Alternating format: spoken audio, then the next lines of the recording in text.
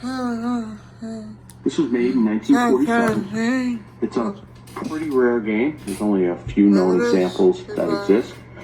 I don't really have the personal history on this, other than this tag here, souvenir of Myers Lake Park Penny Arcade.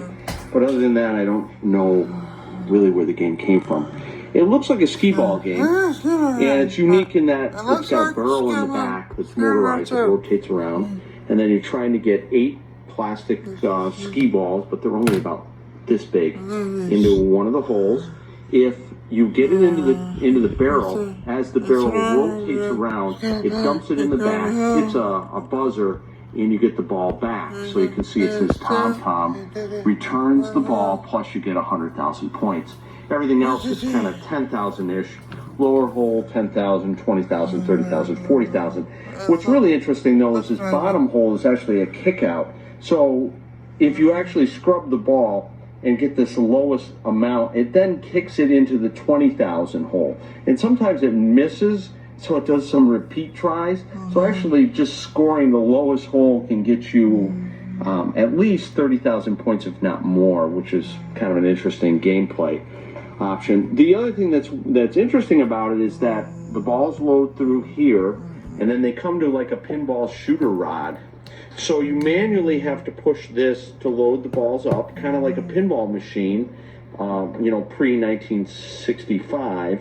And then you use a standard pinball shooter rod to launch the balls up over a ski jump and into the skee ball area. Here's the back of the game. If I take the drawer off, you can see the mechanisms. It's not insanely complicated. These are just stepper units. This is a release, and this is an advance up. But the interesting thing is it's got a little bell right here, and every time this thing hits it or pulls in, it hits the bell to kind of give you a points. This is the 100,000 unit, and then here's the bell buzzer.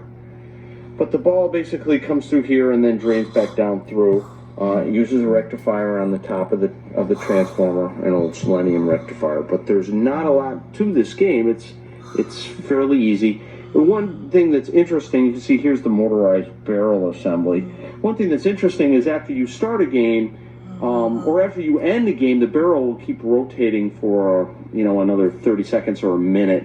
That's because the barrel is actually set on, the power for that is set on a timer. It doesn't have a game over relay, which simplifies things from a manufacturer point of view, but it's a little bit weird that you're out of balls in the time. Too hard. Which is harder than it seems. All ready for a shot. Now, the whole idea is to try and time your shot, try and get it into the barrel,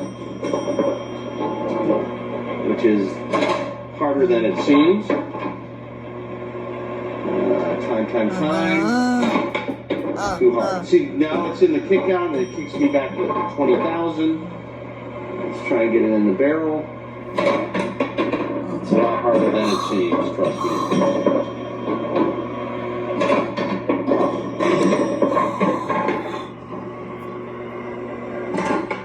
Pretty unsuccessful with the whole barrel thing.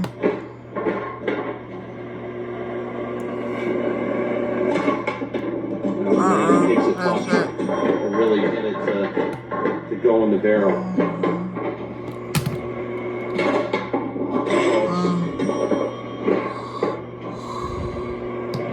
Last ball, 40,000 on that one. So my final score is 260,000. Not bad, not great, but notice the barrel is still running, and it'll continue to do that